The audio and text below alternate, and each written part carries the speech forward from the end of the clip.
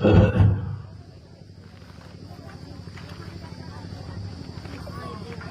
प्रेमी सेवा कर रहे हैं वो सेवा करते रहे। देखो दोनों लाभ का, सेवा करते रहो और वचन सुनते रहो। केवल वचन सुनोगे तो सेवा का लाभ नहीं मिलेगा। आप यहाँ आए हो, दोनों लाभ प्राप्त करो। सत्संग में तो नींद आ जाएगी, लेकिन सेवा में नींद नहीं आती। तो सेवा भी होती रहे और सत्संग में सुनते रहो। सत्संग तो कान से सुने जाता और सेवा हाथ पकड़ने से होती है। इसलिए सेवा भी करो और सत्संग दोनों लाभ। आज ये दयाल बाग के उद्घाटन का आज ये पहला दिन है। आज से सत्संग प्रारंभ हो गया, तो आपको भी ध्यान देना चाहिए कि जो आपकी गाड़ी कमाई से जो दयाल बाग खरीदा गया वो आज ही के तारीख में खरीदा गया था। जो 23 तारीख है जो मुकर्रर की गई है, ये वही तारीख है जिस तारीख में दयाल बाग को लिया गया था। तो ये बराबर मनाया जा रहा था, लोगों को पता चले कि कितने साल हो गए। इसलिए आप उसका लाभ लेने के लिए आए हो, तो सेवा भी करते रहो और सत्संग भी सुनते रहो। क्योंकि सत्संग कोई हाथ पैर से थोड़ी सुना जाता, वो तो कानों से सुना जाता। कान से वचनों को सुनते रहो और हाथ पैर से सेवा करते हो, दोनों लाभ मिलेंगे।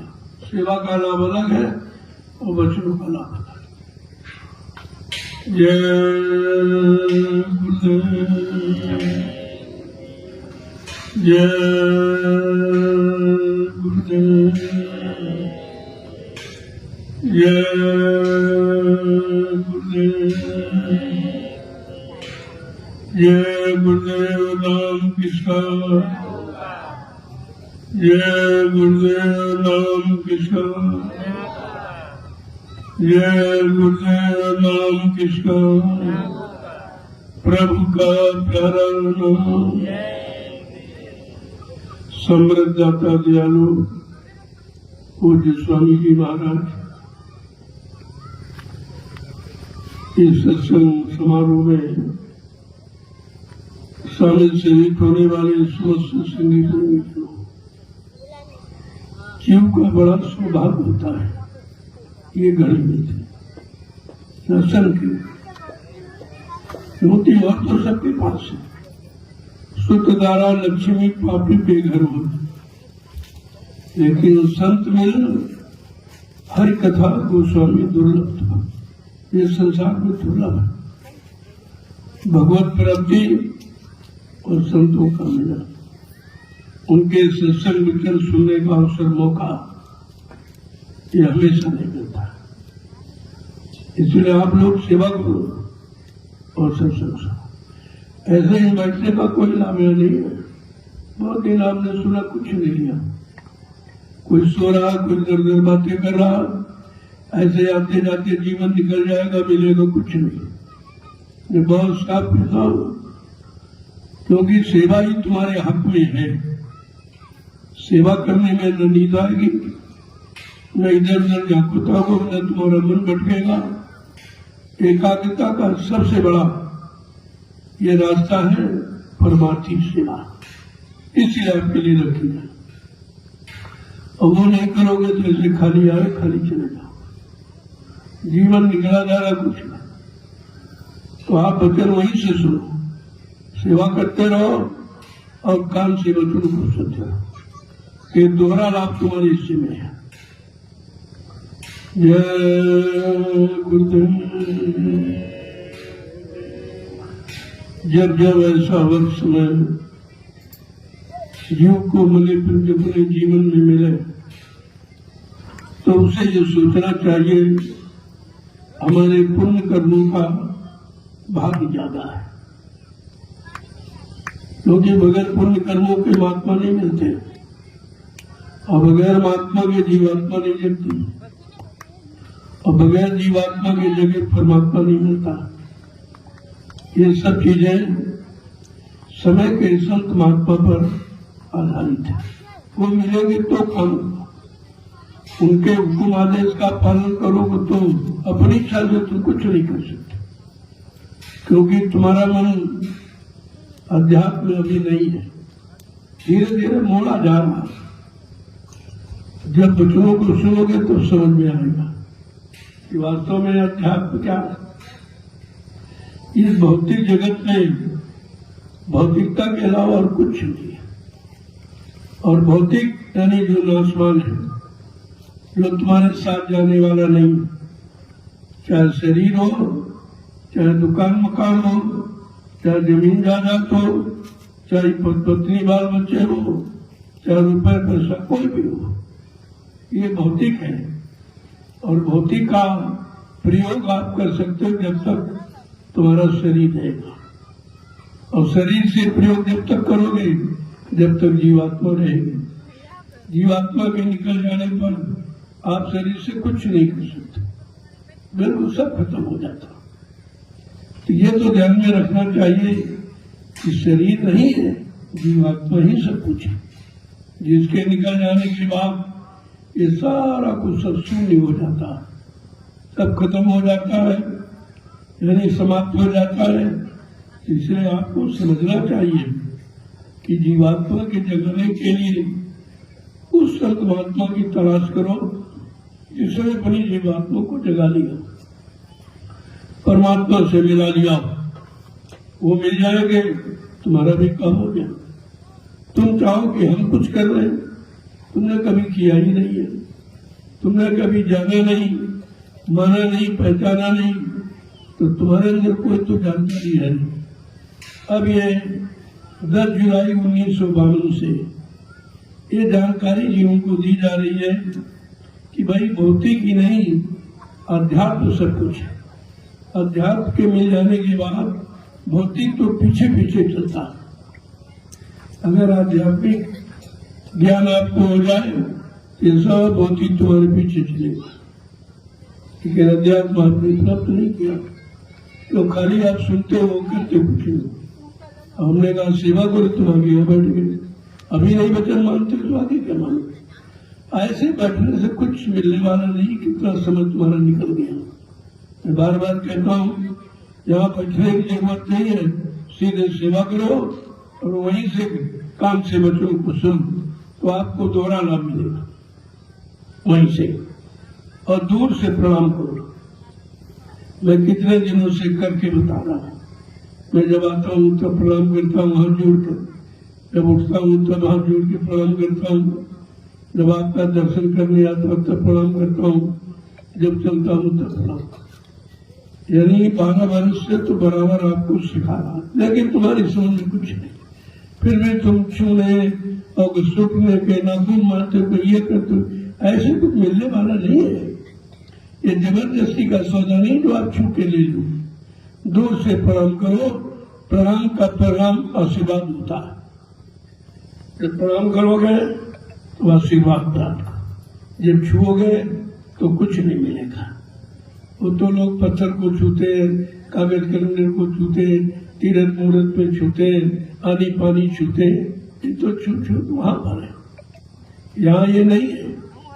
आत्मा के कल्याण के लिए हमेशा प्रणाम ही किया जाता, और उस प्रणाम का परिणाम है आशीर्वाद। इसको बराबर ध्यान में रखें। इसलिए दूर से मैं करता हूँ, आप भी दूर से छूने की कोशिश मत करो। मैंने ये सब धीरे धीरे बंद कर दिया। अब ज्यादा मैंने एक बार केवल मिलूंगा शाम को, सत्संग होगा, थोड़े से बच्चे, ज्यादा नहीं। मैंने बहुत सुना, तुम सब भूल गए, कुछ नहीं याद है। अब मैं अपना समय खराब नहीं करूंगा और न तुम्हारा खराब करूंगा। जो मुख्य मुख्य बातें हैं वो तुम्हारे सामने रखूंगा। बस आपका दर्शन कर रहा हूँ, दर्शन करके आ जाऊंगा।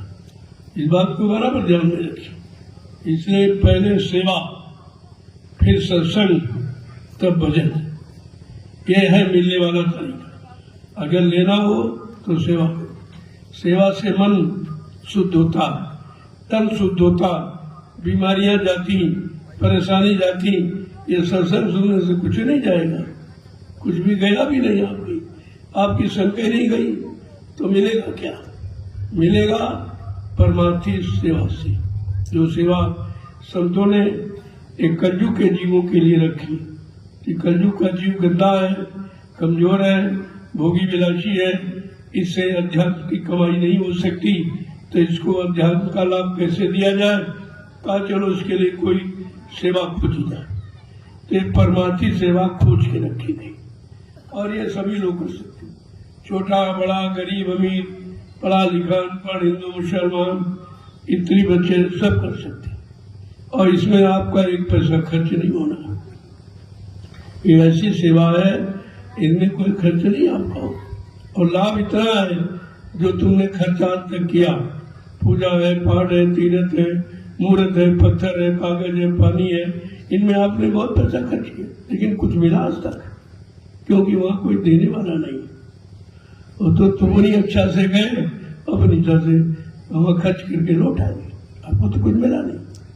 और यहाँ आदेश दिया जाता, जब आदेश तो देता है वो देने का हकदार है, और उससे आप लेने के हकदार हो, मांगने के हकदार हो।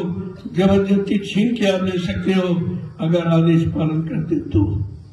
आदेश पालन में इतनी बड़ी शक्ति है, इसलिए बच्चों को सुनो। मैं तो कह रहा हूँ आप सेवा में जाओ, सेवा करो। मैं सेवा भी नहीं, मेरा ध्यान उधर ही है जो सेवा करते, मैं उधर ही देख रहा हूँ और उधर ही लोगों के लिए संदेश दे रहा हूँ। ये तुम जो बैठे हो सामने हमको दिखाई नहीं दे रहे, क्योंकि मेरी दृष्टि तुम्हारे पर नहीं है। वो सेवादारों पर है, भजना नंदियों पर है, सेवादारों पर। ये सांसारिक भाव विचारों से जो आए हैं, अभी तक आते रहे हो, इसीलिए तुम खाली बैठे हो। खाली ये कहते हो हमारा ध्यान नहीं बनता, हमारा भजन नहीं बनता, हमारा सुनना नहीं बनता, हमको सत्संग नहीं याद रहता, हमारी माला छूट जाती। लेकिन कारण कभी पूछा ये सब क्यों होता? क्योंकि आपने वचनों को नहीं सुना, आदेश का पालन नहीं किया। जब आदेश पालन करोगे तो दया मिलेगी, दया मिलेगी तो सब काम दया से होगी। ये रुपए पैसे से काम संत मत में नहीं होता। ये कहो कि तुम्हारी सेवा ली जानी, यहाँ उसकी जरूरत नहीं है। आपने दी तो मतलब हमने कहा चलो, क्योंकि आप इसलिए देते हो कि हम कहीं जा नहीं पाते, भजन कर नहीं पाते, सुमरन हो नहीं पाता, तो हमारी कुछ कमाई ले लो। तुमने कहा दे दो भाई, अब तुम्हारी कमाई किसी अच्छे काम में लगा दूंगा तो आपको लाभ मिल जाएगा। तो ये कमाई ही आपकी लगी, जो बैठे हो ये जंगल तुम्हारी कमाई से खरीदा। मेरा इसमें कुछ नहीं है, ये सब तुम्हारा तुम्हारा है, तुम्हारा रहेगा। न मेरा है न मेरा रहेगा। मैं तो एक निमिष मात्र आपका सेवक हूँ, सेवा कर रहा हूँ, आपकी सेवाओं का सही जगह प्रयोग कर रहा हूँ जिससे आपको लाभ मिले। बाकी हमारा कुछ नहीं, और ना मैं इसके चक्कर में रहता हूँ। मैंने कभी किसी से 1 रुपया कभी नहीं मांगा और न कभी मांगता हूँ। ये काम मेरा नहीं है। हमारे गुरु ने मुझे भिखारी बनाया ही नहीं, भिखारी नहीं बनाया। कहा ये सब तुम्हारे पीछे पीछे चलेगा। जब तुम गुरु वचनों का पालन करोगे, गुरु आदेश का पालन करोगे, उनके अनुसार अपना जीवन चलाओगे और लोगों को अच्छे रास्ते पर चलने की प्रेरणा दे दोगे, तो सब तुम्हारे पीछे पीछे चलेगा। तुम्हें खोजने ढूंढने की जरूरत नहीं। और सब हो रहा, आप देख भी रहे, सब हो रहा।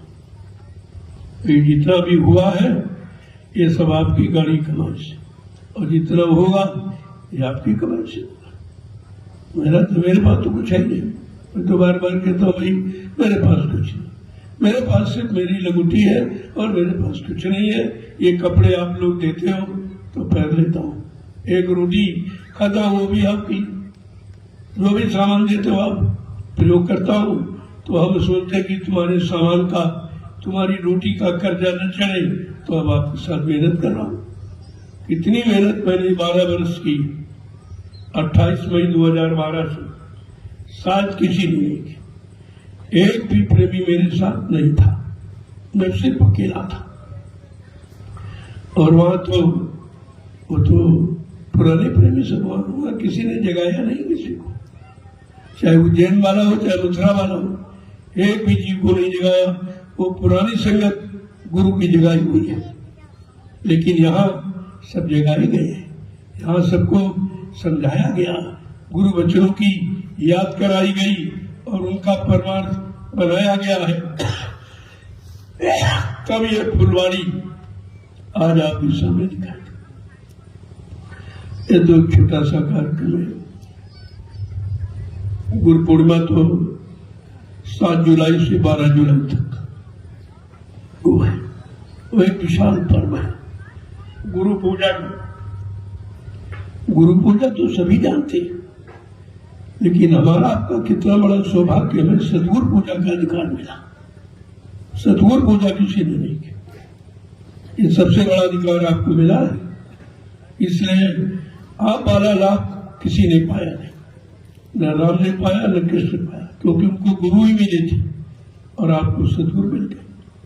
गुरु संसार का सामान दिलाता, राजपाट, धन दौलत, मान सम्मान, अधिकार, पद पत्नी, बाल बच्चे, ये सब दिलाता, लेकिन सतगुरु, सत माने ईश्वर, गुरु वाले मिलाने वाला, जो ईश्वर से मिलाए, ब्रह्म से मिलाए, पार ब्रह्म से मिलाए, महाकाल से मिलाए और सतपुरुष से मिलाए, उसको कहते हैं सतगुरु। कितना बड़ा अधिकार आपको आज के युग में मिला है, जो किसी भी युग में किसी शक्ति, किसी ऋषि मुनि योगियों को नहीं प्राप्त हुआ।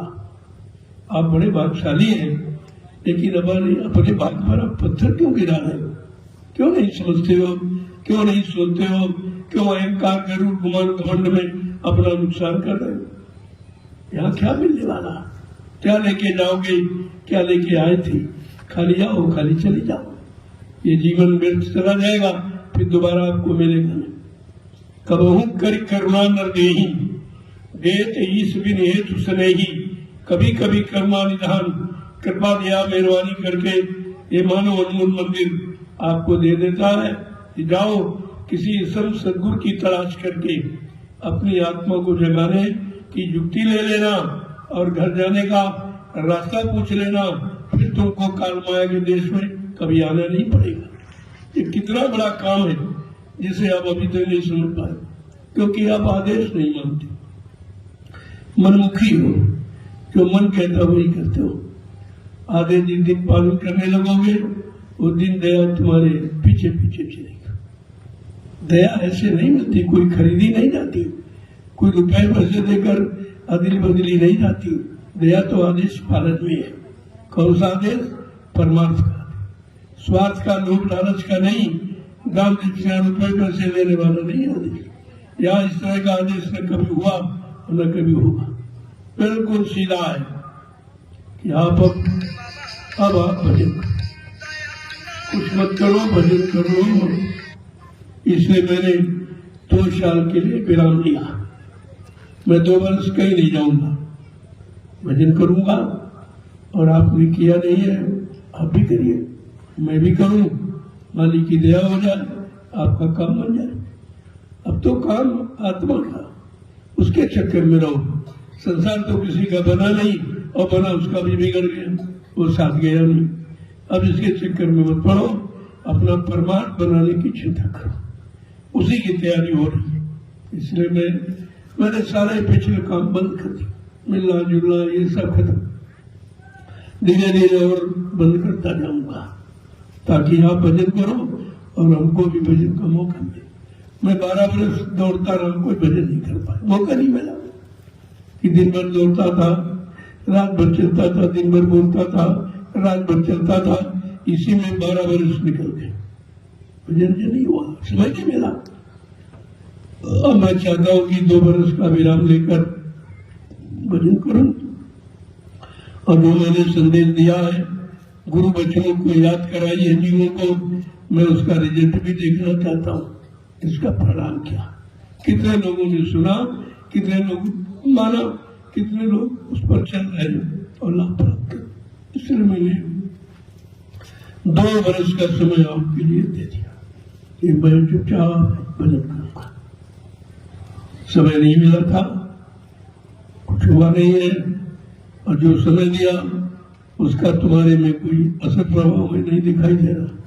हमारा भी समय खराब हुआ, तुमने अपना भी खराब किया और किया कराए कुछ सब खत्म। तो अब बार बार वो समय नहीं, अब इस समय के अंदर लोगों को इंतजार करना पड़ेगा।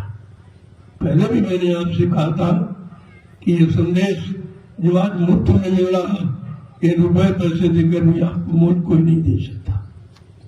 और जब समय खराब आएगा तो महात्मा संदेश देंगे और आप जाओगे तब तो को और आगे चले जाएंगे, फिर दौड़ोगे पीछे फिर और आगे चले जाएंगे।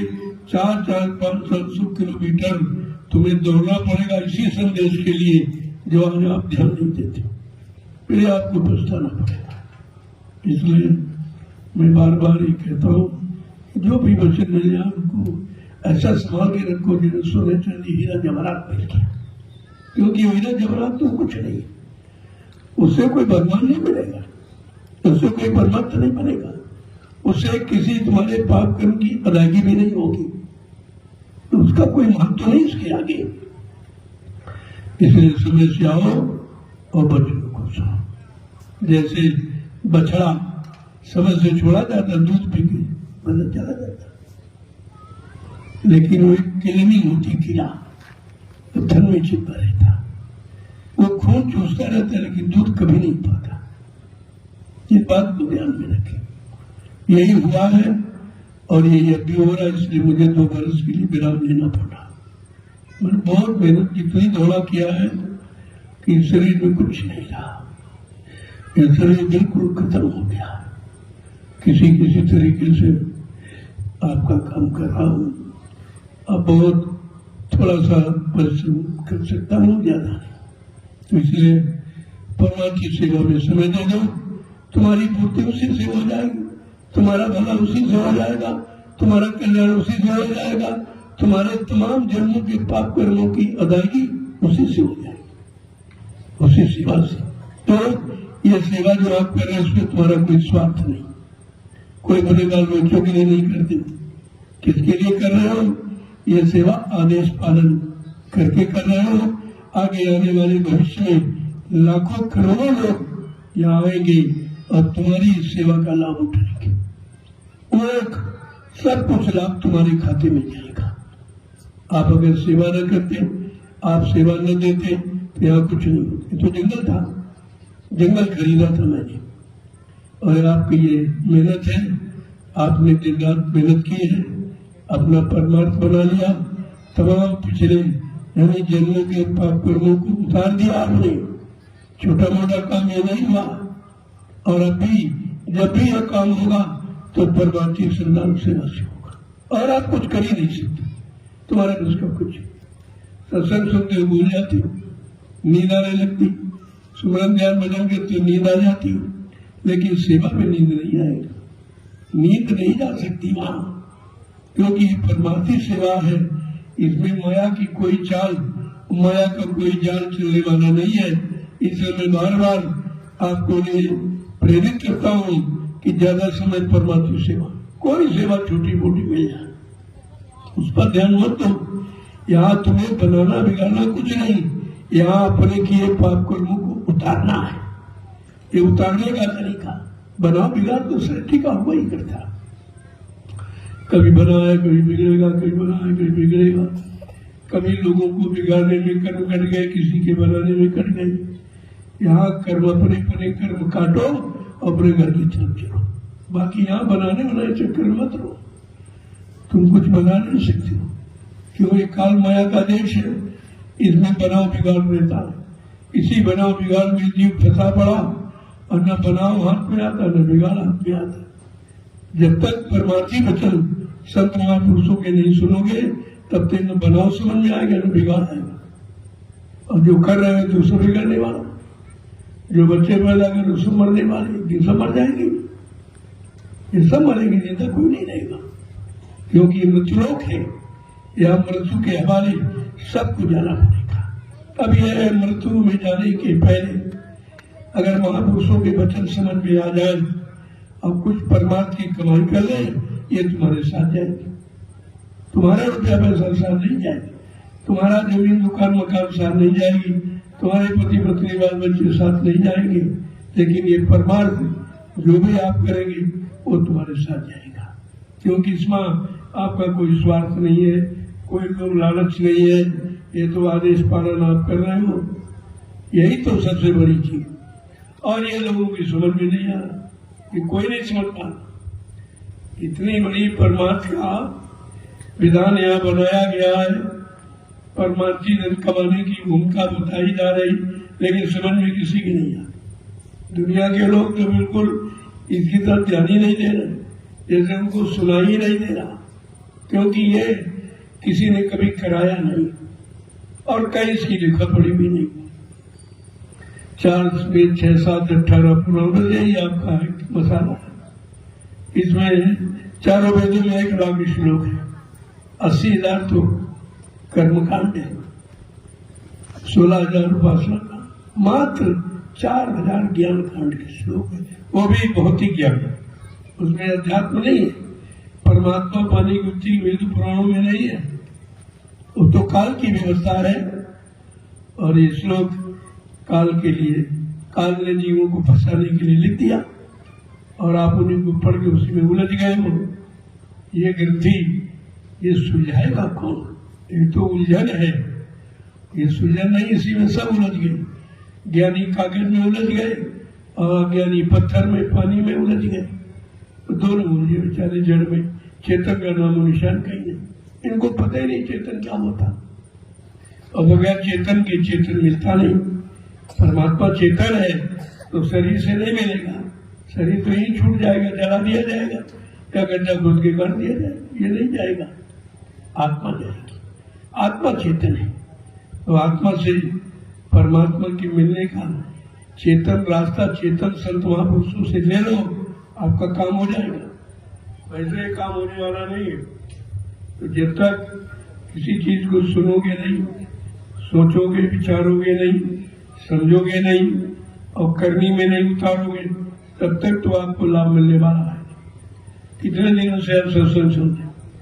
10 जुलाई 1952 से 2012 मथुरा में सुनाएंगे, किसी ने सुना? किसी की समझ में आया? कोई टिका? कोई गुरु की शरण में रहा? सब अटक गए, किसी ने सुना। और 28 मई 2012 से ये 12 वर्ष हो गए, इधर सुनाते सुनाते आपकी समझ में तो आया कुछ नहीं, तब मुझे बंद करना पड़ा, व्यवस्था बदलनी पड़ी। मैंने धीरे धीरे सब व्यवस्था बदल दी है कि आप सत्संग में आओ, कब समय पर, रोज नहीं, न रोज यहाँ दर्शन होगा, ये काम सब बंद हो गया। केवल एक समय वो भी दूर से, मैं प्रणाम करता हूँ, आप भी प्रणाम, ये हुआ छुआ कुछ नहीं, ये छूना पूना नहीं है, ये दूरी में प्रेम पलता है, दूरी में प्रेम बढ़ता है, दूरी में आस्था मजबूत होती है। आस्था मजबूत होगी, रास्ता मजबूत हो जाएगा। लेकिन बात आप समझते नहीं, ये मैं कितने दिनों से बता रहा हूँ। बस अपनी अपनी मन मुक्ता में जुटे पड़े, कोई कहीं कुछ कर रहा, कोई कुछ कर रहा। अरे भाई, तुम्हारे बस का कुछ है? तुम अपना भला नहीं कर सकते हो तो दूसरे के भला का ठेका क्यों लेते हो? इन लोगों को अटका दोगे, भटका दोगे, इसका भी खामियाजा आपको भोगना पड़ेगा। आपसे क्या कहा गया था? खुद जगो, लोगों को जगाओ, खुद सत्संग में आओ, प्रेमियों को लेके आओ, खुद भजन करो और लोगों को भजन करने में लगाओ, परमार्थी सेवा खुद करो और लोगों को करने के लिए ले आओ, तो इन सबका काम हो जाए। ये तो कोई सुनता ही नहीं, सब मनवानी, कोई आजू बनाना, कोई कह रहा सेवा यहाँ ले आओ, कोई कह रहा यहाँ ले आओ। अरे भाई, सेवा लेके तुम कुछ कर सकते हो? तुम्हारे बस का है कुछ? तुम अपने नहीं कर पाओगे तो दूसरे की सेवा क्यों लाद रहे हो अपने ऊपर? इसलिए मैंने मना किया, किसी को मत देना, कोई काम करने वाला नहीं है। तुम्हारी सेवाओं का दुरुपयोग करेंगे लोग, अभी तक करते रहे और अब भी करेंगे, और नहीं मानोगे तो ये दुरुपयोग में आपको कुछ मिलेगा नहीं। किसी के हाथ में कुछ, जब मैं यहाँ से लोगों को रजिस्टर इशू करूँ अपना साइन दस्तखत बना कर, तो आप दे सकते अंत नहीं। जब आते हो तो ले आओ, हाथ में दे दो, मैं तुरंत कहीं न कहीं लगा दूंगा। तो मुझे तो चाहिए, मैं क्या करूँगा? मेरे कोई बाल बच्चा है नहीं, मेरे हम तो कुछ चाहिए नहीं। अब आपने दिया तो उसका एक बार संकट आपने खड़ा कर दिया सेवा देकर। अब ये सोचना पड़ता भाई इनकी सेवा का दुरुपयोग न हो, न हमारे पर कर्जा न देगा, हमारे पर बाहर चढ़ेगा। इसलिए मैं एक चिंता और आप दे जाते कि सेवा देगा, अब उसको अच्छी जगह लगाने की चिंता रहती, कहाँ लगाया जाए। तब ये जमीन आपकी ले ली गई, इसमें कुछ न कुछ व्यवस्था हो जाएगी, आपके काम आ जाएगी। और अगर आप ही ने दिया और आप ही खर्च कर दूं तो इसमें कौन सा परमार्थ है? इसलिए मैंने आपसे कहा है कि आप आओ अपनी व्यवस्था में। जैसे मथुरा पहले जानती थी, कोई भंडारा नहीं था, कोई टेंट राउटी डेरा नहीं था, कुछ भी नहीं था। सब प्रेमी अपना सत्तू है, चना है, बाटी बना के ले जाते थे। बस भूख लगी, निकाला, खा लिया, बैठ के चर्चा करते थे कि भाई सत्संग में क्या कहा गया, इसका मतलब क्या। 10-10, 15-15, 20-20 प्रेमी बैठकर आपस में चर्चा करते। और तुम्हारी चर्चा सब खत्म, तुम्हारी चर्चा रोटी की रह गई, इस भंडारे में अच्छा बन रहा, इसमें क्या हो रहा, इसके अलावा कुछ नहीं। और बाजार में घुस गए, कोई सांसारिक सामान खरीदने लगे, तो तुम क्या आश्रम इसीलिए आए हो? संसार में आश्रम में कोई अंतर नहीं है, नहीं समझ पाए। तब ये मजबूरन हमको बंद करना पड़ रहा कि अपनी एक तो तुम भजन करते नहीं हो। ये भंडारे जो चलते देखते ये लाखों लोगों का नाता, पता नहीं कैसा किसने दिया है, कैसी कमाई का किस भाव में दिया, और आप आगे रोटी खा लेती। भजन करते रहिए, एक तो पहले का चढ़ा कर्जा कर्मों का और चढ़ रहा पर, इतना चढ़ जाएगा हजारों जन्म आपको लेने पड़ेंगे, फिर भी ये कर्जा उतरेगा नहीं।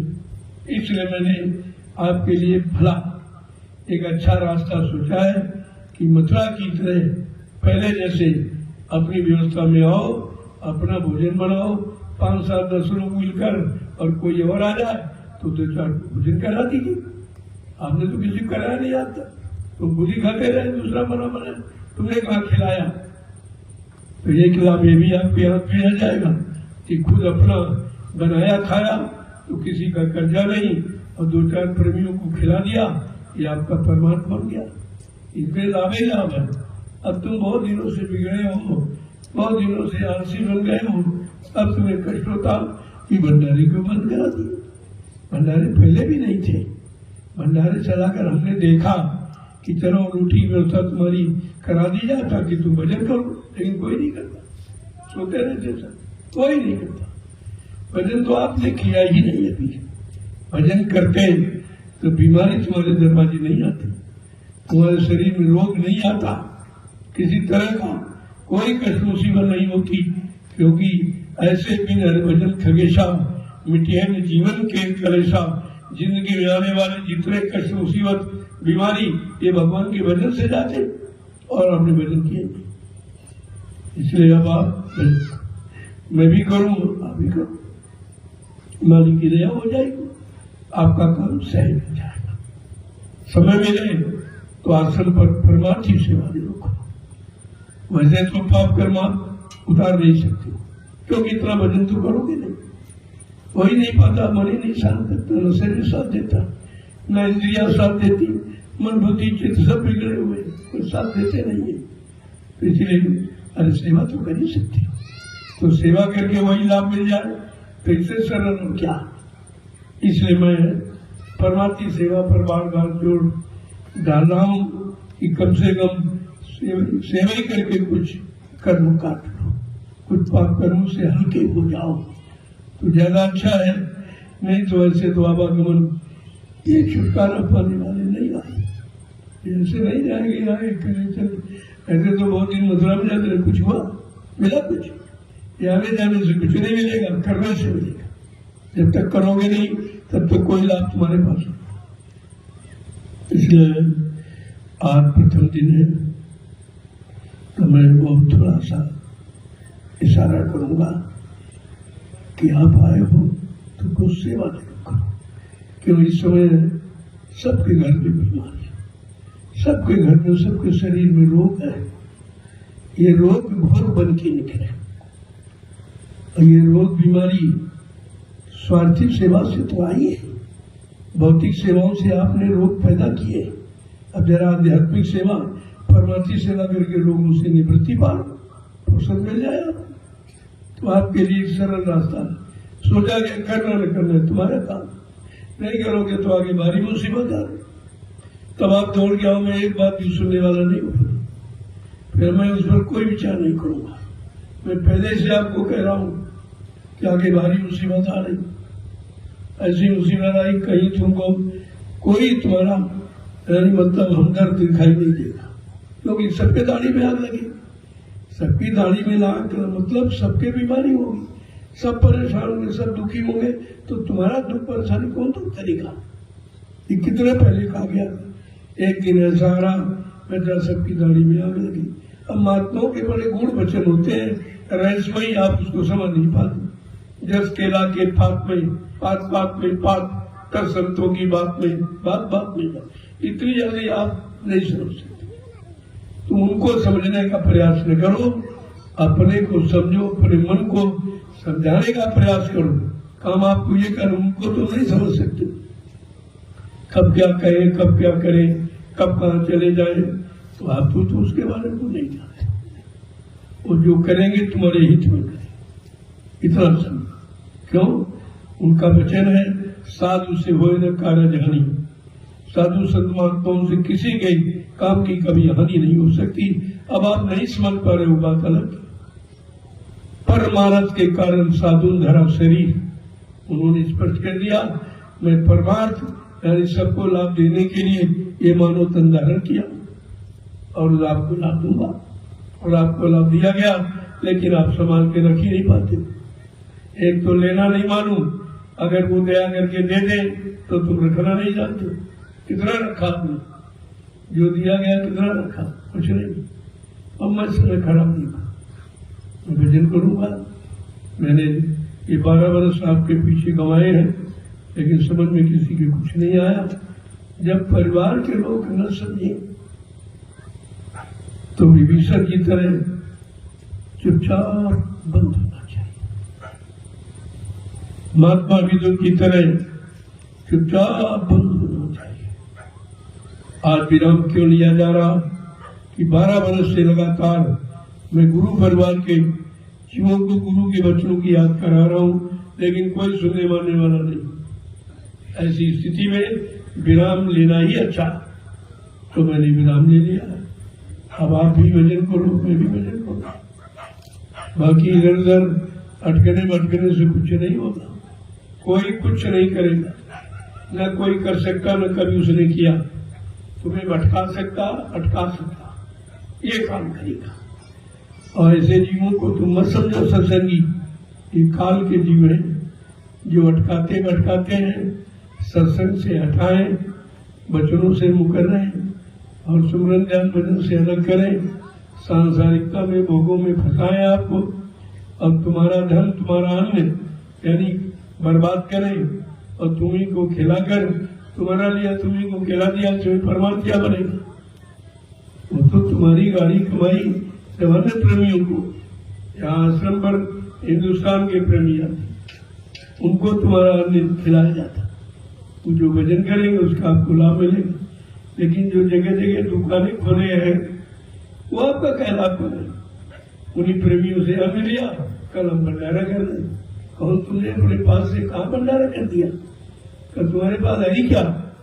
उन्हीं को लेना, उन्हीं को खिलाना, यानी गाय का दूध गाय को पिलाना, कहते दूध पिलाते। ये सब भूल बनना है। ऐसे काल के जीवों से बहुत सतर्क रहो, तो तुम्हारा नुकसान बहुत कर देंगे। बारी तुम्हें सत्संग से हटा देंगे, गुरु से हटा देंगे, भजन से हटा देंगे, परमात्मा से हटा देंगे। कोई तुम्हारा काम कर नहीं सकते। उनको काल ने सख्त हिदायत दी। तो काल के जीव दयाल का ढोंग बना करके तुमको परेशान करेंगे।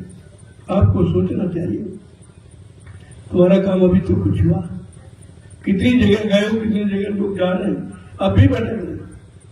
भटक अब भी खत्म नहीं है। और कहा जाना अटक भटक में क्या बड़े भाई, इसमें क्या रखा। अटकने में भटकने में, किसी के कहने भटकाने में, मरवाने में आपका कितना काम हुआ और कैसे हो जाएगा, इस पर तो विचार करो। वो केवल अटका सकता, भटका सकता, तुम्हारा काम नहीं कर सकता, तुम्हारी खटका नहीं निकाल सकता, शंकाओं का समाधान नहीं कर सकता। इस पर आपको विचार करना चाहिए। 80 से बराबर आपको इशारा किया जा रहा, हिंदुस्तान में तमाम दुकानें खुल जाएंगी। दुकानों पर सौदा बगैर पैसे दिए नहीं मिलता और दरबार में मुफ्त लुटाया जाता। कितना अंतर है, दुकान और दरबार में कितना फर्क है, अभी तक आप नहीं समझ पाए। यहाँ तो आपसे कुछ मांगा नहीं जाता, दिया जाता। पहली बात, हिंदुस्तान के विश्व में कोई प्रसाद नहीं दे सकता, कभी दिया ही नहीं, किसी युग में नहीं बांटा गया, क्योंकि प्रसाद बनाना सबके बस की बात नहीं है। जब लोग बना नहीं पाते तो आपसे कहते जाओ दुकान से खरीद के ले आओ। प्रसाद खरीदा नहीं जाता, प्रसाद बनाया जाता। बनाएगा कौन? जिसने अपने सद्गुरु के आदेश का पालन किया, उनके वचनों पर चलकर अपने आप को परमात्मा का रास्ता मजबूत कर लिया। वो अपने सद्गुरु की दया किसी वस्तु में प्रवेश करके जीवों को लाभ दे सकता, वो प्रसाद देगा। ये सब नहीं दे सकते, इसीलिए जहाँ जाओ तब तुम ही प्रसाद खरीद के ले जाते हो और वो अंडा पंडा पुजारी उसमें से थोड़ा निकाल के तुमको दे दे, तुम्हारा तुम्ही को लौटा देता और कहता प्रसाद दे रहा। कोई अपनी तरफ से देता कभी देखा आपने कहीं?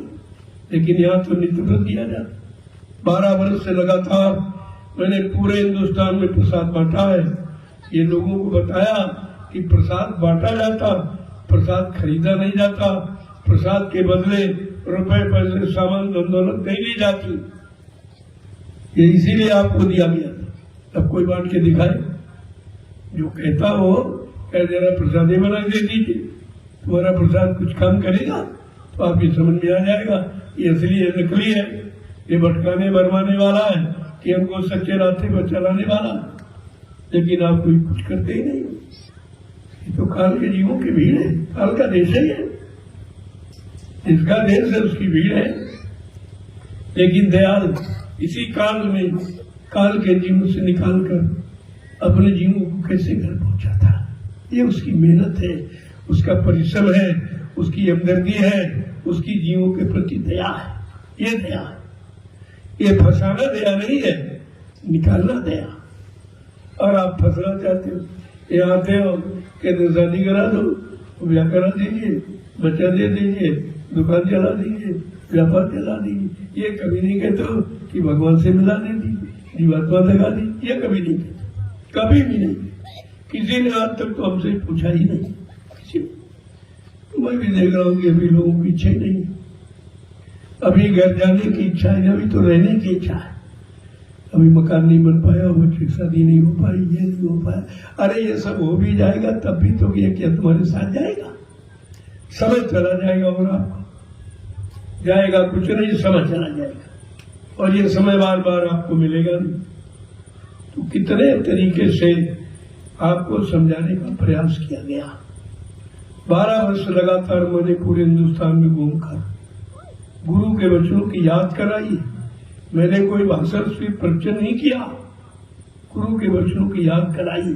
इस तारीख में सदगुरु ने ये कहा, इस तारीख में ये कहा, इस तारीख में ये कहा, ये वादा किया, ये संकल्प लिया, ये प्रतिज्ञा की। अभी तो कुछ भी नहीं हुआ और लोगों ने भ्रम पैदा किया कि काम करने वाला चला गया, कहते वो तो मर गया।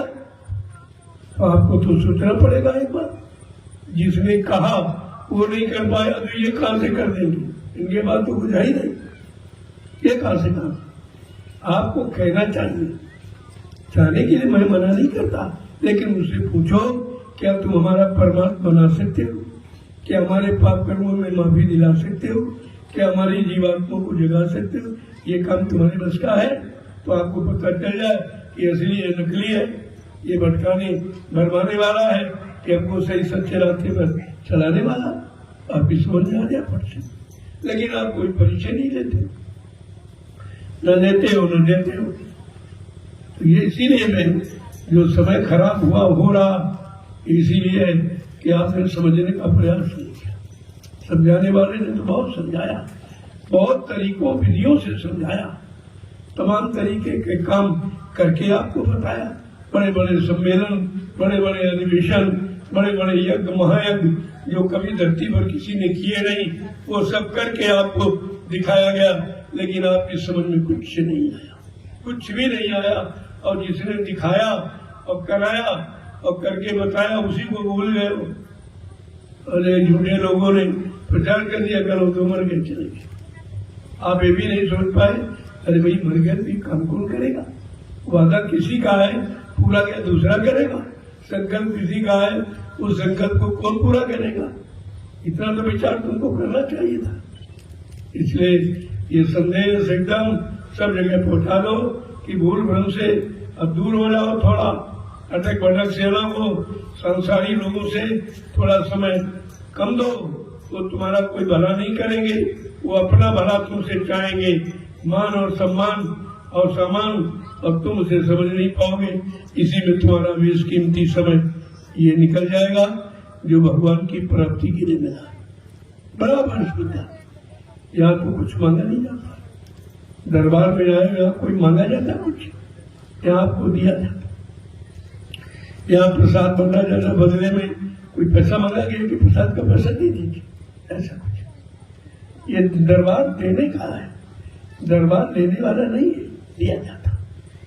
और एक तरह से नहीं, सब तरह से जो जो सरल तरीका होता है, वो तरीकों के आपके साथ अपना कर वो लाभ आपको देने की कोशिश की जाती है। आप तो जानते नहीं हो कि हमें लाभ कैसे लेना चाहिए या हमें कैसे लाभ मिलेगा। महापुरुषों से कैसे लिया जाता, अकड़ के पकड़ के, क्रोध करके, गुरान गरुड़ गुमान घमंड करके कुछ नहीं, कुछ भी नहीं पाओगे। जो है वो भी चला जाए। जब आया अहंकार, किया करा सब बेकार। वो दया देने जाते, दया देते रहते, आप समझ नहीं पाते। दया का मतलब फंसना नहीं है, दया का मतलब निकलना। ये दया जो निकाले, निकाल के घर पहुंचाए, वो दया। जो फंसाए, यही का सामान दे, यही में लगाए, वो दया नहीं है, वो है काल की चाल, काल का जाल। इन बातों पर विचार करो। यहाँ आए हो, परमार्थ की चिंता रखो। हमारा परमात्मा ने इतने युगों से स्वार्थ और भौतिक आप बनाते बनाते जीवन भूल गए हो, और जीवन खत्म नहीं हुआ, और फिर जीवन मिला, और फिर उसी में लग गए।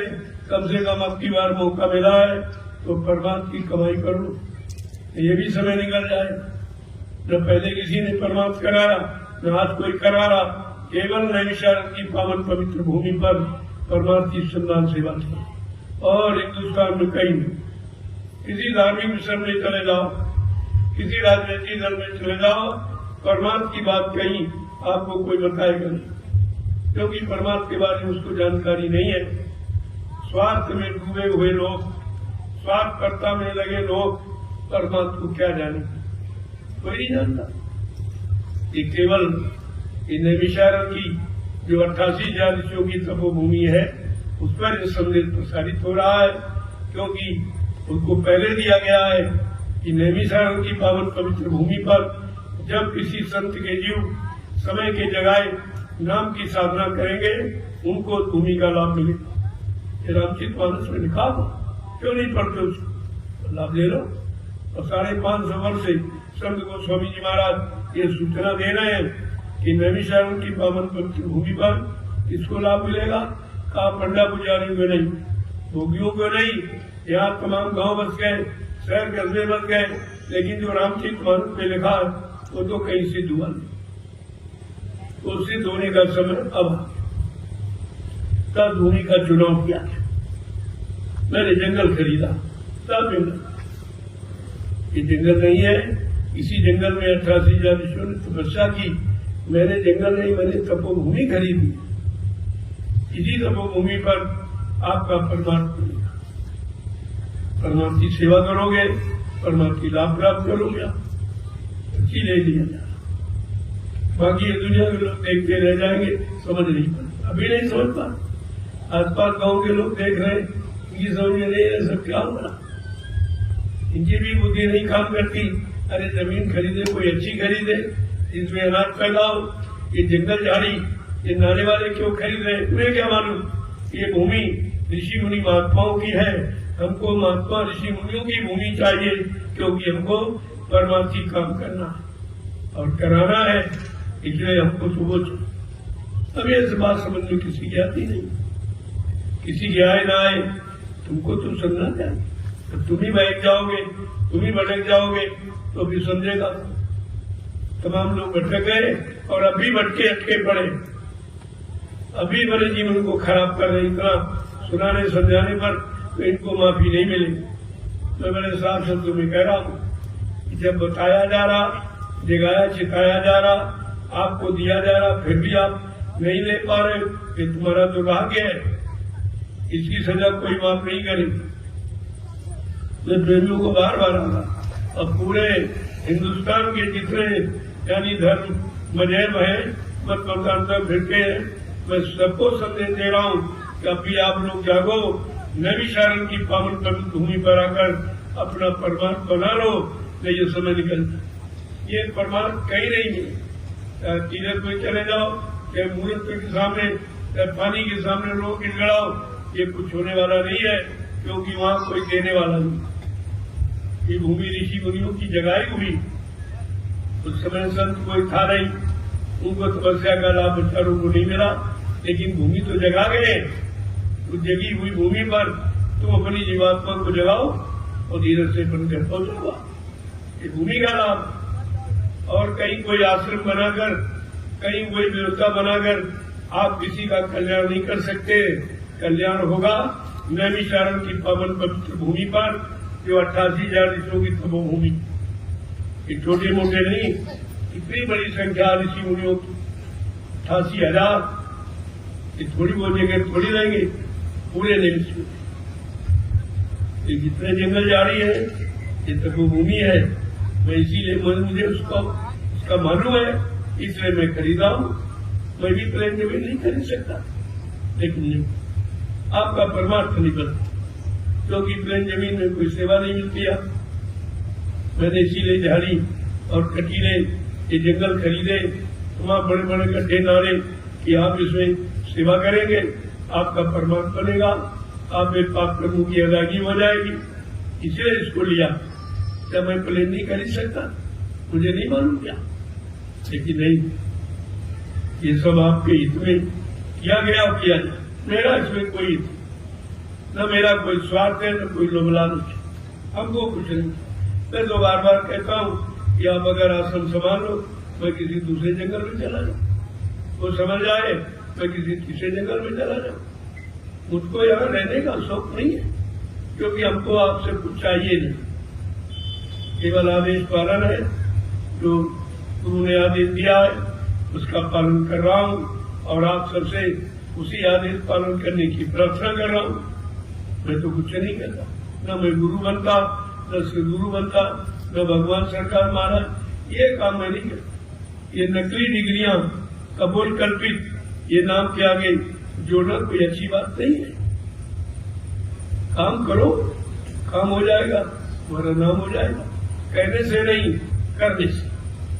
यहाँ तो करने की बात कही जा रही। इसलिए अगर सत्संगी हो, सत्संगी का अर्थ है प्रेमियों को सत्संग में ले आए, सेवा में लगाए, सेवा करे, अपना परमार्थ बनाए, लोगों का परमार्थ बनाए। जब आप इतने लोगों को ले आओगे मोड़कर, उसका भी लाभ तुम्ही को मिलेगा। इतने जीवों को आपने जोड़ा। पहले भी कहा गया तो मेरा आध्यात्मिक संदेश सुना कर तुम जितने अगर एक जीवात्मा को मोड़ लोगे तो बच्चा 1,00,000 यज्ञों के समान फल मिलेगा। इतना बड़ा लाभ है एक जीवात्मा को अध्यात्म मोड़ने। अब तुमने कितनों को अटका दिया, और भी अटका रहे हो, भी भटका रहे हो। अरे ये पाप क्यों कमा रहे, इसका खमेजा भर नहीं पाओगे, बड़ा कठिन होगा। इसलिए ऐसा कोई काम मत करो। तो बार बार प्रार्थना रूप में कर रहा हूं, तो नहीं मानोगे तो तुम जानो, तुम्हारा काम जाने। लेकिन आप ये कह नहीं कर सकते हो कि हमको किसी ने बताया नहीं। मैं तो यही 12 वर्ष से बता रहा हूं, मैंने और कोई संदेश नहीं। इसी तरह का कोई स्वार्थ का, कोई लोभ का, कोई लालच, कोई अपने मान सम्मान का, अपने नाम का, अपनी जाति का, अपने गांव का कोई कष्ट का प्रचार तो मैंने किया। मैंने जय प्रभु नाम का प्रचार और आज भी करता हूँ और करता रहूंगा। इसके अलावा मेरा कोई प्रचार न सेवा लेने का, न सामान लेने का, न सम्मान लेने का, ये प्रचार यहाँ नहीं होता।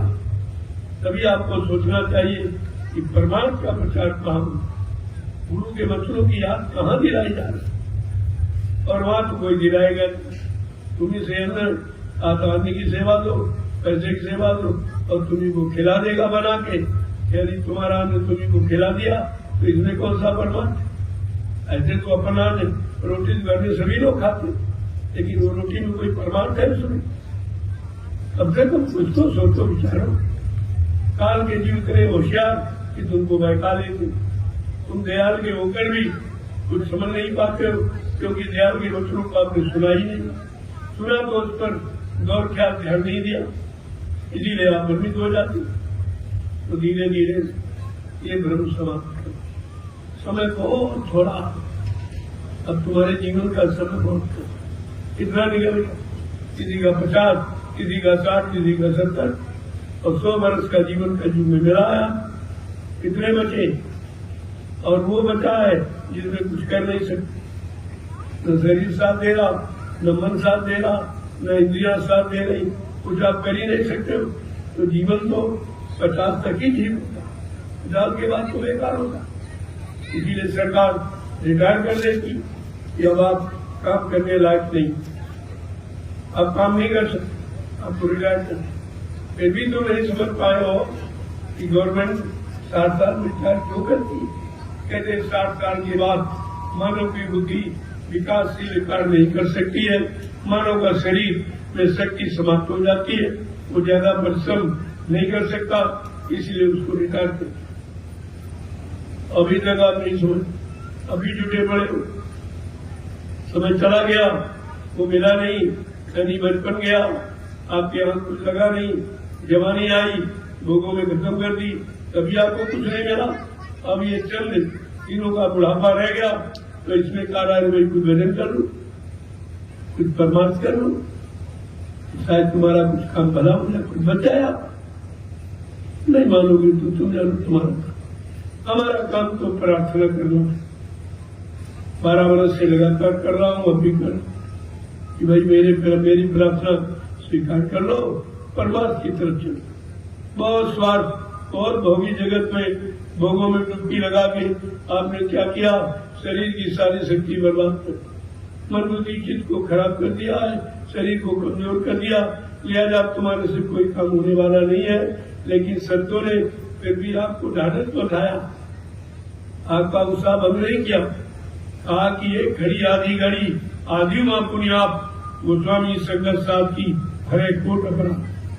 अगर संतों की एक घड़ी का अगर सत्संग कर लिया, सुन लिया नहीं, सुना दिया नहीं, कर दिया, तो करोड़ों जन्मों के पाप कट जाते। इतना बड़ा लाभ सत्संग बचने का। और आपको 60 साल मथुरा में सुनाया गया, कोई लाभ नहीं लेता।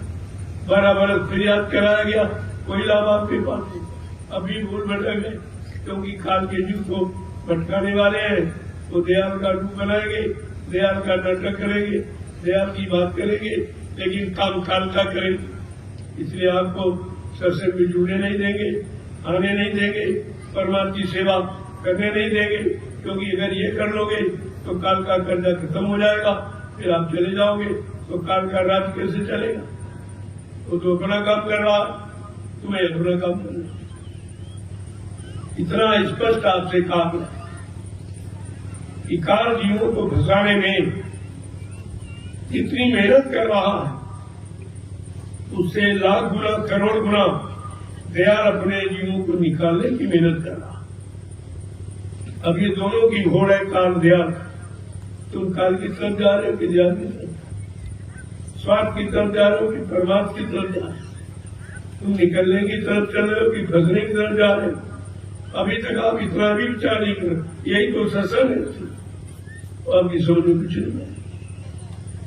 जय गुरुदेव, जय गुरुदेव, जय गुरुदेव नाम किसका,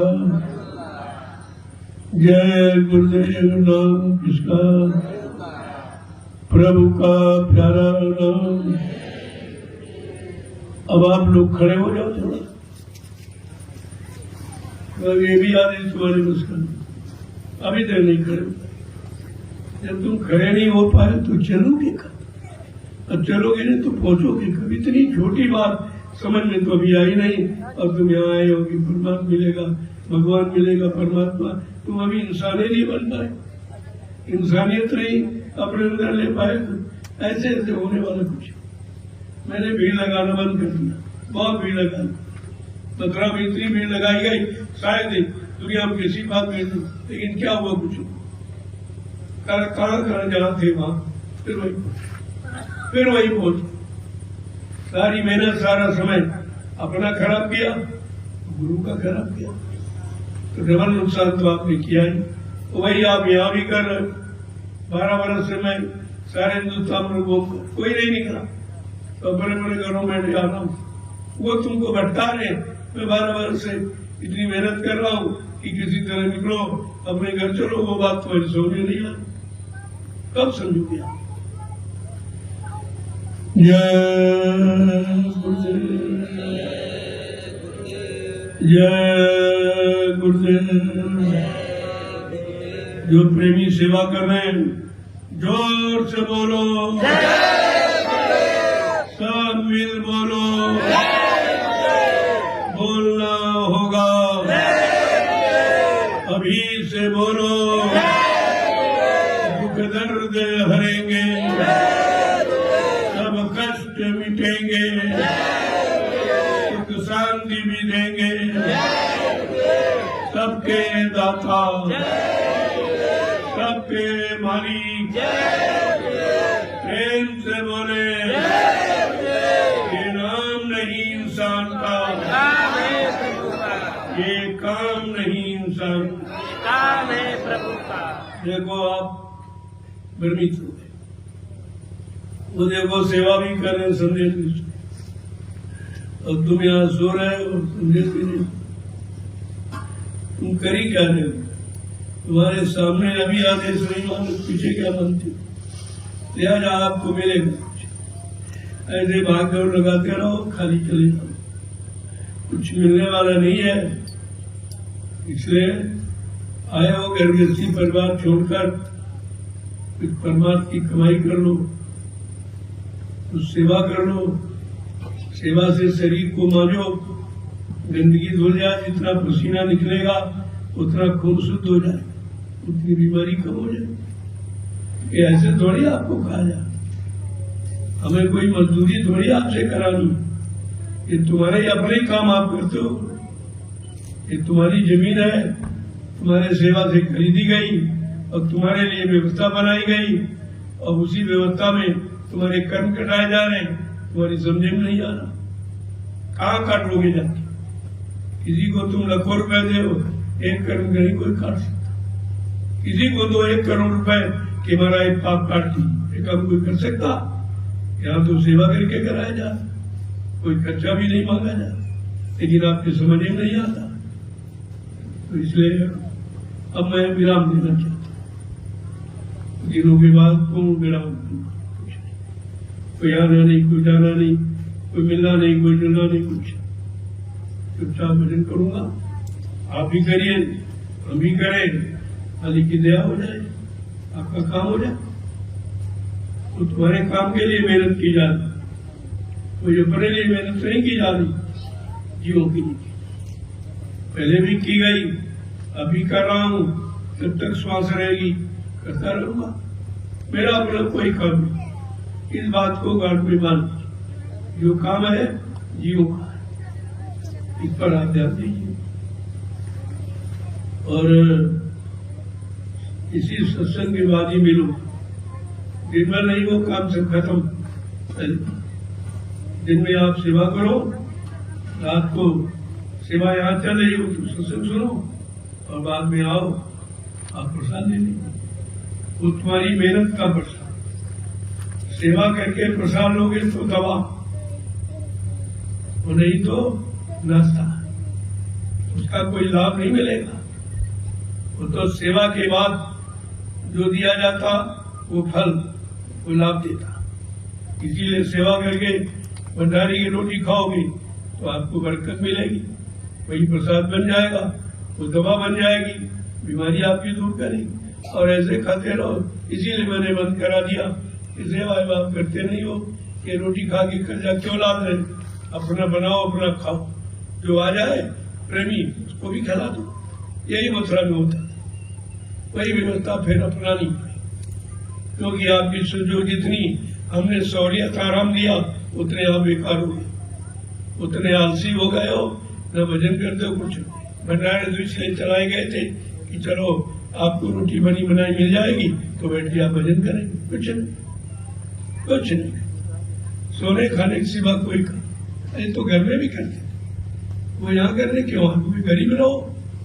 तो मैं प्रार्थना करता भाई अगर ये करना तो घर में रहो और चुपचाप वही भजन। आश्रम में आने की जरूरत नहीं। आश्रम अगर अपना श्रम परिश्रम करना है तो आश्रम आइए, अंधा घर में रहिए, ज्यादा अच्छा। यहाँ पर लाखों लोगों का अन्न आता, आपकी बुद्धि खराब हो गई क्योंकि आपने सेवा नहीं की खाती। जय गुरुदेव। देखो मेरा स्वास्थ्य बहुत खराब, मैं बोलने के लायक। वैद्य ने मना किया कि आप ज्यादा बोलेंगे, ज्यादा देर आप बैठेंगे, क्योंकि मैं 18 घंटे बैठकर आपसे मिला हूं। सोचिए 18 घंटे बैठकर आपसे मिला हूं। किसी प्रेमी को निराश नहीं जाने दिया, सबका दर्शन किया, सबको प्रणाम किया और सबको प्रसाद दिया। ये काम मैंने बता नहीं कहो, हिंदुस्तान में कोई नहीं करता। कोई आपको प्रणाम नहीं करेगा, कोई आपको प्रसाद नहीं दे सकता बना के। ये करके देखो, पता चल जाए कि असली के निकली। सब तो परिचय आपको बताया गया, लेकिन फिर भी आप भ्रमित हो जाते हो। तो ये आध्यात्मिक तरक्की ये कोई करा नहीं सकता। जिसने की है उसको अगर हुक्म हो जाए तो वो करा देगा, वो भी अपनी इच्छा से नहीं करेगा। जब उसके सदगुरु का हुक्म होगा कि चलो तुम्हारा काम हो गया, अब तुम जीवों का काम कर दो, तब वो करेगा, अपनी इच्छा से नहीं करेगा। तो आपको तो ये विचार करना चाहिए। जय गुरुदेव। अब प्रेमियों, सेवा का समय पूरा हो गया। मैं आपकी सेवा से बहुत प्रसन्न हूं कि आप आदेश का पालन करते हो। आदेश का पालन करने वाला हमेशा नजदीक रहता, बिल्कुल सामने रहता। उस शरीर से कितनी दूर चला जाए, जहां सेवा करेगा दृष्टि वही जाती, दया दृष्टि उसी पर पड़ती, बाकी नहीं किसी। ऐसे तो आज पर रहने वाले, घूमने फिरने वाले बहुत आते रहते, कुछ नहीं, खाली चले जाते, खाली। क्योंकि दया तो उधर काम कर रही है, आदेश में। आदेश पालन आपने किया नहीं, यही बैठे रहे।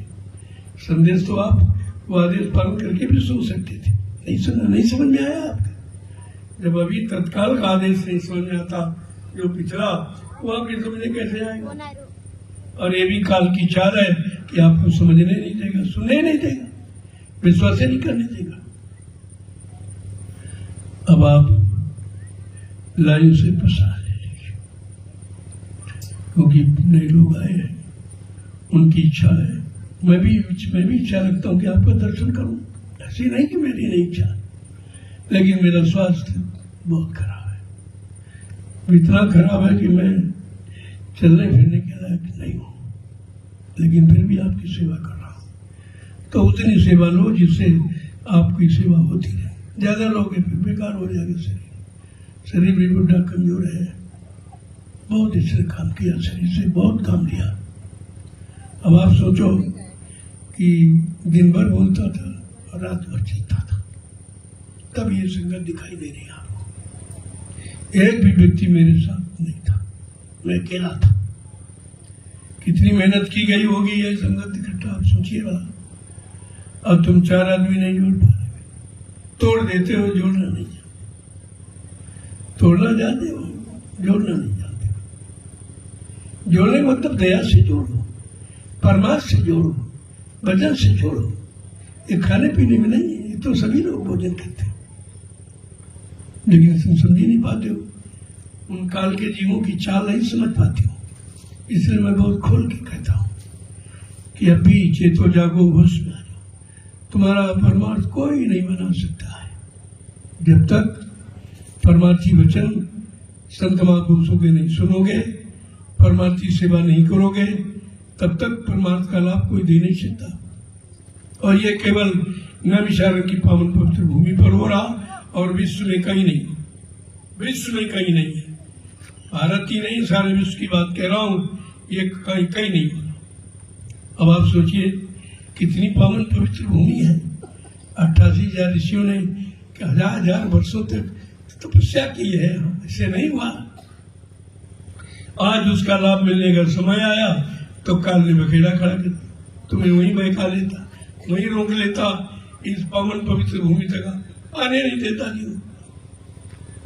आपको समझ उनके चंगुल से निकलना है और अपना परमार्थ बनाना है, अपना अपने जीवात्मा को जगा के घर पहुंचाना। ठीक है, अब आप लाइन से खड़े हो जाओ और धीरे धीरे आइए आप। अभी तो मैं इस तरह से, लेकिन गुरु पूर्णिमा में भी बदल दूंगा।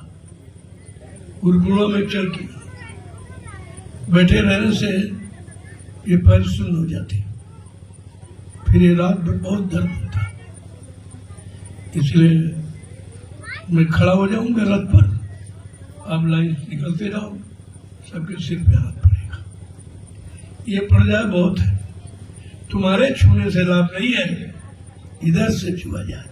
तुम्हारे पास कौन सी पवित्रता जो तुम छू रहे हो?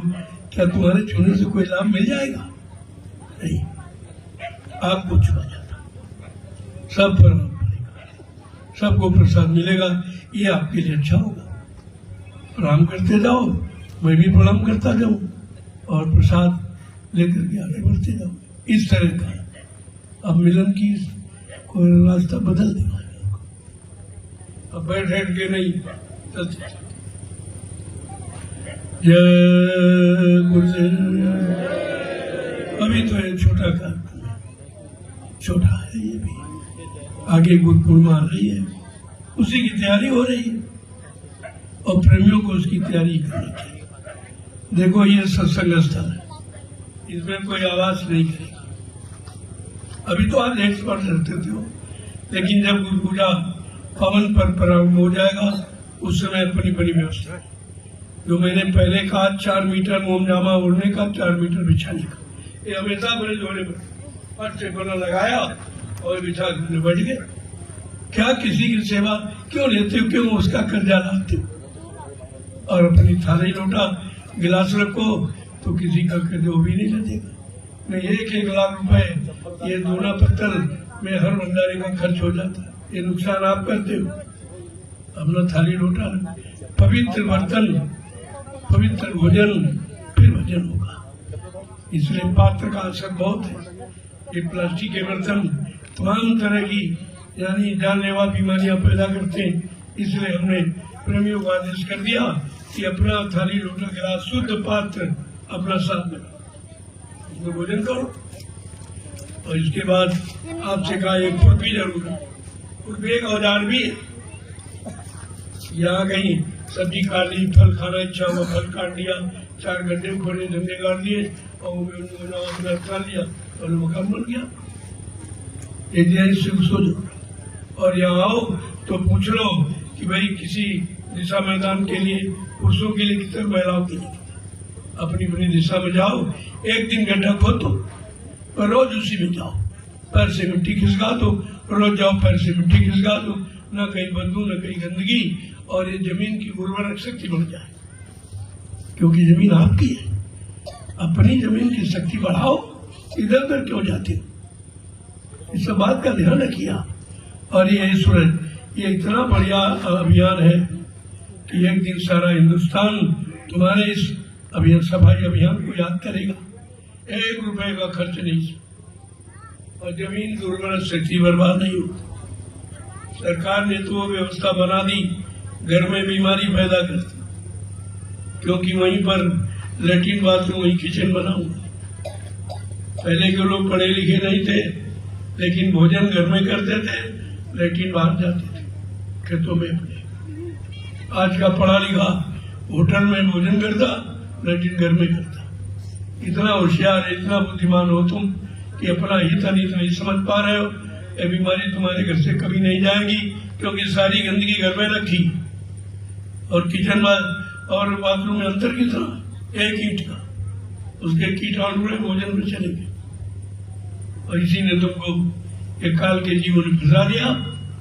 घर में ही सब व्यवस्था बना, इतना आलसी बना दिया आपको, और गंदगी में रहने की तुम्हारी आदत हो गई है। लिहाजा बीमारियां तुम्हारा घर नहीं छोड़ेगी। अगर आप इस बात पर नहीं आओगे तो बीमारी घर नहीं छोड़ेगी। इसलिए अभी प्रेमियों से कह दूंगा कि खेत अभी खाली हो जाएंगे, जल्दी से आपने मूंगफली उखाड़ो इसको और तोड़ के रखो। तो ये खेत खाली हो जाए, इसमें नालियां बनवा दूंगा, इसी में गड्ढे को दिए जाएंगे, तो प्रेमी आएंगे अपने खेतों में लेट जाएंगे। सब व्यवस्था बनी बनाई, कुछ नहीं आपको नहीं करना। लेकिन अभी आए वो कुछ दिन तो आपने खुरपी का प्रयोग किया, उसके बाद बोल गए।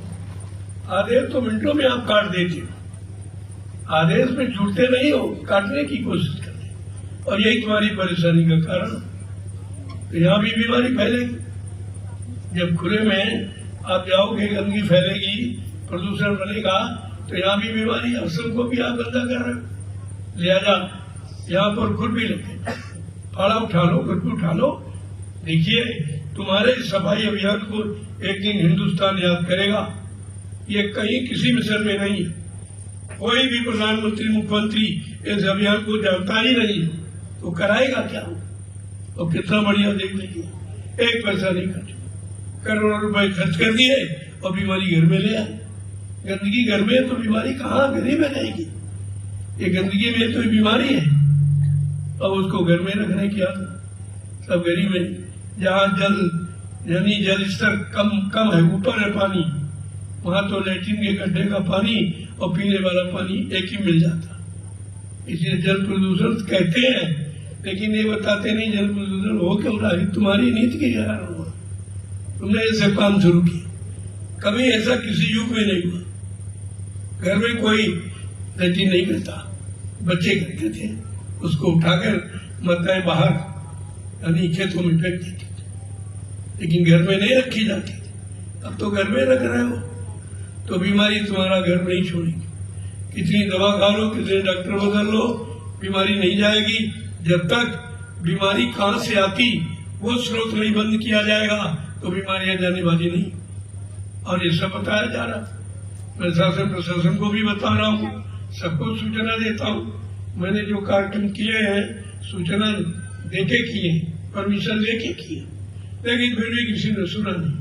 न राजा सुनता, न प्रजा सुनती, न धर्माचार्य सुनते, वो भी नहीं, बेचारे नहीं, वो भी कुछ नहीं जानते। ये सब क्या हो रहा, सबके यहाँ में यहाँ मिलाते चले जा रहे हैं। लिहाजा विनाश की स्थिति सीखो। विनाश क्या है? विपरीत बुद्धि। जब बुद्धियां विपरीत दिशा में चली गई तो भी विनाश निश्चित है, इसे कोई रोक नहीं सकता। महात्माओं ने रोकने का प्रयास किया, लेकिन उनकी बात नहीं मानी तो हो गया। महात्मा विदुर ने रोकने का प्रयास किया कि विनाश ना हो, उनकी बात किसी ने नहीं मानी तो उनको इस्तीफा देना पड़ा। यहाँ किसी मंत्री ने इस्तीफा दिया, किसी मंत्रिमंडल में रहने वाले ने अपने राजा को सही सलाह दी है? कुछ नहीं, कुछ नहीं। ये तो सब विनाश की स्थिति है, इसे कोई रोक नहीं सकता। महात्माओं की सिवा कोई नहीं रोकेगा, और महात्माओं की नहीं सुनेंगे, न मानेंगे, न उनके पास आएंगे। ये नहीं करेंगे। क्यों? अगर करेंगे तो बच जाएंगे। इनका तो गला भर गया बच्चे के कैसे। जय गुरुदेव। अब आप प्रसाद ले लो। देखो शादी के जो रस्म है अपने पूर्व का, दया तो आपके साथ है, लेकिन ये मत सोचो कि हम बैठे, क्योंकि हमको बैठने के लिए मना किया है। जब बैठोगे तो नसें दबेंगी, फिर दबेंगे, फिर पैरों में दर्द बढ़ जाएगा। ये 18 घंटे बैठ कर ही तो ये दर्द पैदा हुआ है, जो रात में नींद कभी नहीं आती। अब आप सोचिए कितने कष्ट मुसीबत में, लेकिन फिर भी आपकी सेवा से इनकार नहीं करते। जितना मिल जाए उतना ही बहुत है। यही शुक्र करो, ये भी मिल रहा, ये भी बंद, ये भी नहीं मिले। अपने रीति रिवाज रस्म निभाओ, दया तुम्हारे साथ है, बराबर आप उसको करिए, लेकिन हमारी उपस्थिति मत कराइए। बीमारी बढ़ जाएगी, मुझे कार्यक्रम बंद हो जाएगी, कुछ नहीं बोल पाऊंगा। अब मुझे दवा लेना है और फिर इसीलिए मैंने यहाँ आवाज नहीं दयाल बाग, क्योंकि उद्घाटन दयाल बाग का, ये पर्व दयाल बाग का है, इसलिए उद्घाटन दिवस तक दयाल बाग में ही रहूंगा। इसके बाद देखूंगा, वहां भी कुटी तैयार हो गई है। झारखंड के प्रेमियों ने बड़ी मेहनत की, जो 4 महीने में काम होता 4 दिन में कर दिया, उनकी मेहनत देखिए। ये झारखंड के प्रेमी है जो अथाह मेहनत करते, बहुत ईमानदार। ऐसे लोग अगर 1000-2000 मिल जाए तो देश का काम हो जाएगा, देश का काम हो जाएगा। बहुत यहाँ ईमानदार मेहनत कर, 1 मिनट नहीं बैठते। कल 3 बजे रात तक उन्होंने सेवा की। अब सोचिए आप, तुम तो यहाँ खाने सोने आए हो, तभी खाली चले जाते, खाली रह जाते। वो सेवा भाव से आए, सेवा कर रहे हैं, सेवा का लाभ उठा रहे। अब तुम ऐसे खाली आए हो, खाली चले जाओ, कुछ लाभ नहीं मिलेगा। खाली रोटी तोड़ने आए हो और रोटी का कर्जा भंडारों का लाद के चले जाओगे, तुम्हारे हाथ कुछ नहीं लगेगा। इसलिए मैंने कह दिया, कम से कम रोटी कर्जे से बच जाओ, अपना बनाओ खाओ, जो आ जाए 2-4 प्रेमियों को उनको खिला दो, तो कुछ परिवार तुम्हारा भी बन जाएगा। जिस दिन महात्माओं ने पहले लिखा, अगर तुम्हारी रसोई में एक खुराक नहीं निकलती, कोई भोजन नहीं करता, समझ लो तुम्हारे अन्न में दोष। क्यों नहीं कोई आया? इतना बड़ा लाभ है तो आप अपना अपना बनाइए, खाइए। प्रेमी आ जाए, 2-4 जो आ जाए, उनको खिला के लाभ प्राप्त करो। आपको लाभ, भंडारे का लाभ पाने का मौका दिया जा रहा, और तुम उसमें क्रोधित हो रहे हो कि ये क्यों कर दिया, ऐसा क्यों कर दिया, ऐसा इसलिए कर दिया कि तुम्हारे ऊपर ये अन्न का कर्जा न लदे। तुम बच जाओ उससे, अपना बनाओ, अपना खाओ, लोगों को खिलाओ। शिक्षा तो ये है, यही मथुरा में शुरू किया गया, वहां भी भंडारे चल गए, सब बिगड़ गया। जितनी सुविधाएं उतना ही बिगाड़, जितना आराम उतना ही हराम हो गया, सब बिगड़ गया, कुछ नहीं बचा। लिहाजा अब वो स्थिति ना आने पावे, मैंने अपने विचारों को बदल दिया है। आपके हित में है, हित में नहीं। तो जो प्रेमी आए अपना उधर बाहर, अभी तो कोई बात नहीं आ रहे, लेकिन ये सत्संग स्थल है, और वो बाहर वाला भी सत्संग स्थल, वहां भी मैंने दुकानें सब हटवा दी। भाई ये सत्संग स्थल है, आप थोड़ा हटके पीछे लगा लो, बहुत जगह तुम्हारे पास पड़ी, जगह क्या कमी। लेकिन ध्यान रखो इस बात का, जो कहा जाए उसका तत्काल पालन करो, तब तो लाभ है। और बाद में सेवादारों ने अगर उठा के सामान फेंक दिया तो आप कहोगे हमारा हमको भगाया जा, हमको उठाया। मैं कितने पहले से कह रहा हूँ, पिछले कार्यक्रम से मैंने कहा था कि धीरे धीरे एक गेट पर से आप दुकानें उठा लीजिए। ये दुकान, ये सौदा बेचने का सत्संग नहीं स्थल है, ये परमात्मा की कमाई का है, इस बात का ध्यान रखें। और वैसे ये आगामी महाविश्वविद्यालय जो बनेगा उसका ये ग्राउंड है, इसको पहले से घेर के रखा गया, इसमें किसी तरह का कोई कुछ है। ये दुकानें जो मंदिर की तरफ लगाए, आप इसको हटा लीजिए, जहाँ मंच बनेगा फिर आपको हटा दिया जाएगा। क्योंकि ये जमीन किसी की नहीं खरीदी गई, सब खरीदी गई। केवल 18 विश्वा छोड़कर मंदिर उसके अलावा नहीं, सब आश्रम की है, आश्रम के काम के लिए है और आश्रम का काम होगा, वहां मंच बनेगा, वहीं से संदेश सब। तो आप जब मर्यादा का पालन नहीं करोगे, अनुशासन का पालन, तो दूसरा कैसे करेगा? आप करो, लोगों को कराओ, सिखाओ, तो आपको लाभ मिल जाए। तुम खुद ही करने के लिए तैयार नहीं हो। जय गुरुदेव, जय गुरुदेव।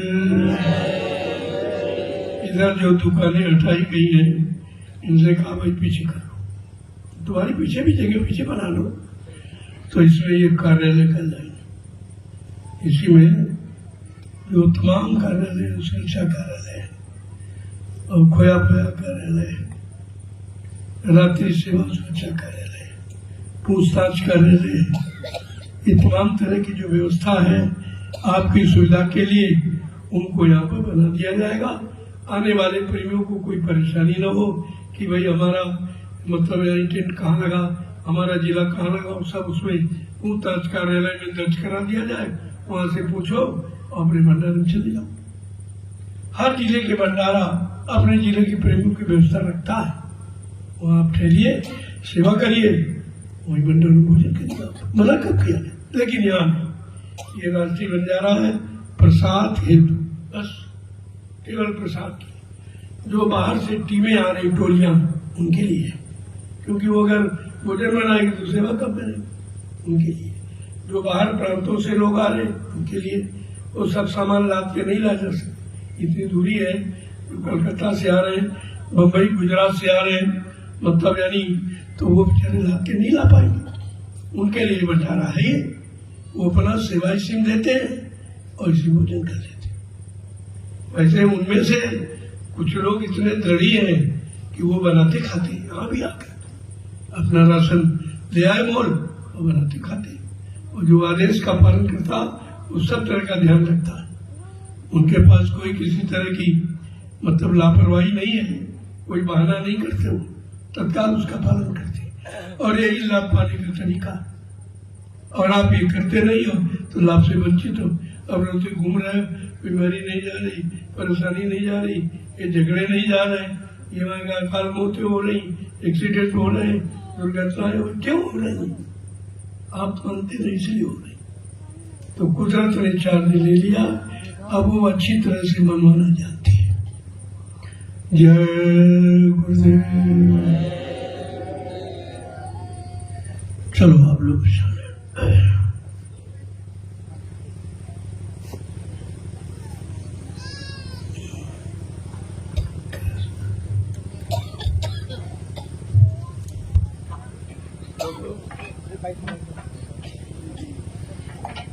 देखो, आप लोग दूर से मैं हाथ जोड़ के प्रणाम करता हूँ, इसमें क्या है?